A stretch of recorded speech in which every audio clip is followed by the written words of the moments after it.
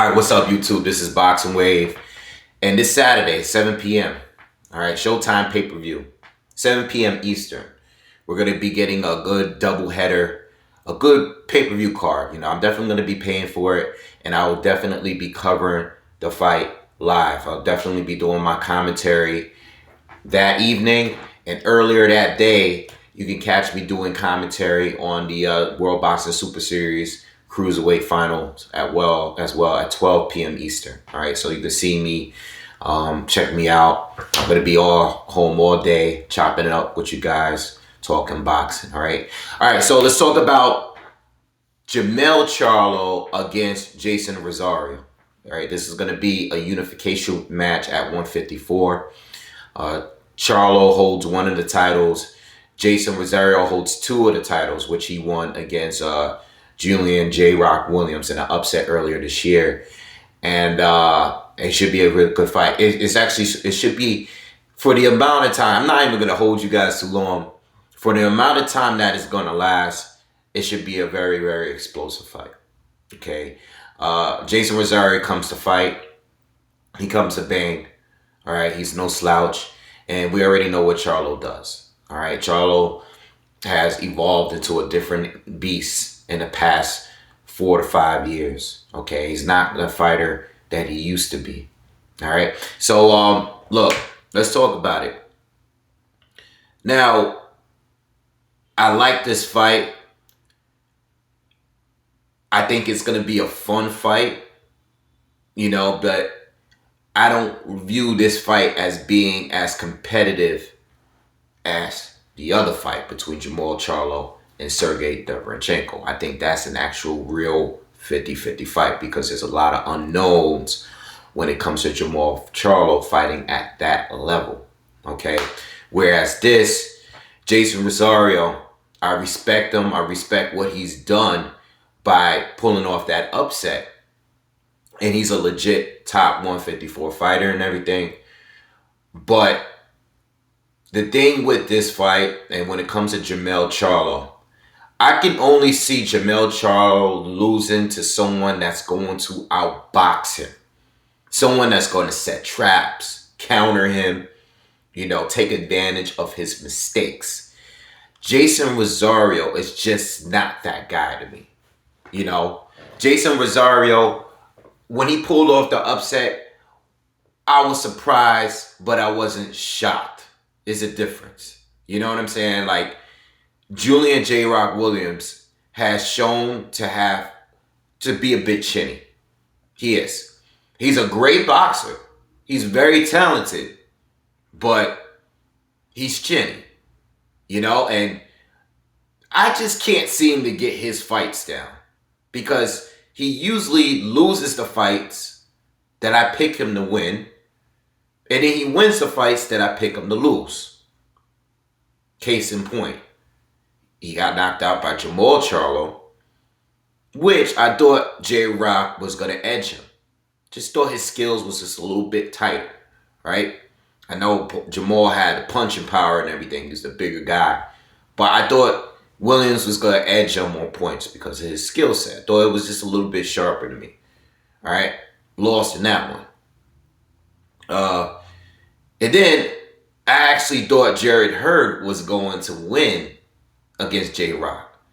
I thought his pressure was just going to be too much for J-Rock. And J-Rock was hungry. He handled him well. I don't think Hurd was as hungry as he should have been. I don't think he was as prepared as he should have been. But that's not going to take anything away from J-Rock because J-Rock legit beat him up in that fight, right? And then when he fights Jeison Rosario, knew there was some danger there, but I didn't think that. I thought J-Rock would handle himself after seeing what he did to Jarrett Hurd. So I just can't get the J-Rock fights down, right? But that's a whole different thing. I can see Jermell losing. If he loses to someone, he needs to be outboxed. We saw what happened against Tony Harrison, all right? Tony's another guy that can box real well, but is a bit chinny, and Jermell goes in there for blood. He's going in there to knock you out. He's not the boxer. This is not the Jermell Charlo that that boxed against Avanis Monterosian or a Gabe Rosado. You know, this is a different Jermell Charlo. You know, so I think style-wise, Rosario just doesn't have it. You know, because he's gonna go in there and he can bang, he can fight, obviously he has punching power, but you need a greater skill set in order to beat Charlo. And I just don't think Jeison Rosario has that. You know, I think the fight is gonna be fun. And I'm not taking anything away from Rosario's boxing ability. He has some. But his style is not, it's kind of tailor-made from Charlo. Because Charlo's going to be looking for him. And Rosario's not backing down. He's not going sideways. It's not going to be no lateral movement. He's not going to be fighting on his back foot. He's not going to be setting traps. You know? He's not going to be doing what Tony Harrison was doing. You know, all the other guys that Charlo fought, Austin Trout, he's not that guy. These guys are going to be going head to head. And I think Charlo's just the more experienced, the bigger puncher, the tougher dude. You know, overall, Charlo has been doing his thing. Jermell Charlo has been doing his thing. I mean,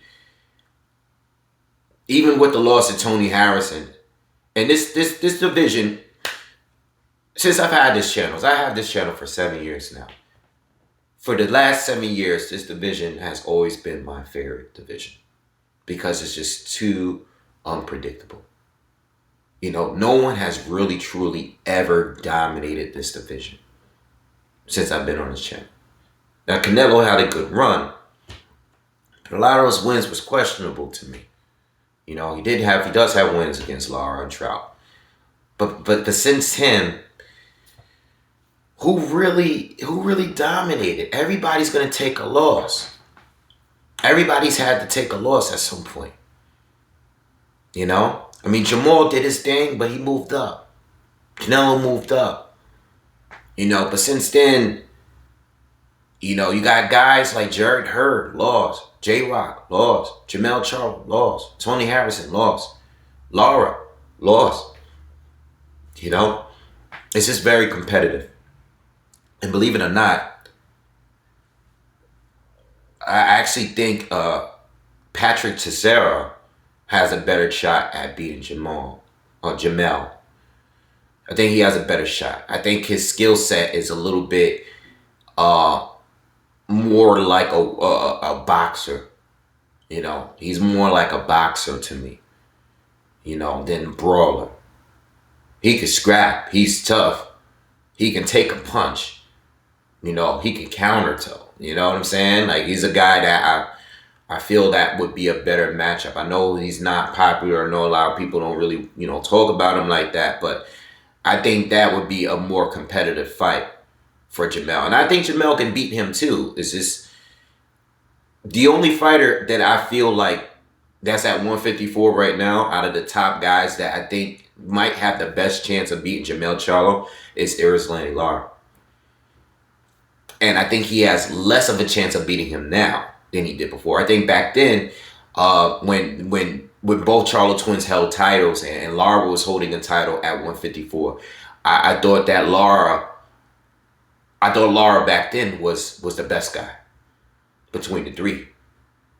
Because, you know, I know they have experience with sparring. You know, they had the same trainer and same camp for a long time. Those guys are close. They're very familiar with each other. But I thought Lara, in his style and his toughness, you know, would frustrate the Charlo twins in a real fight. You know? But Lara's changed his style. He's gotten older. He don't have the same legs that he used to have. He's a good sniper, you know, with that left hand. He's a good counter puncher, but he doesn't have the legs no more. So he would have to be in the trenches a little bit more with Jermell, more than what he would like to be, because it's just the way he's fighting these days. Now it would be a better fight, but for Lara, not so good, because we know Lara, his prime, was a mover, you know.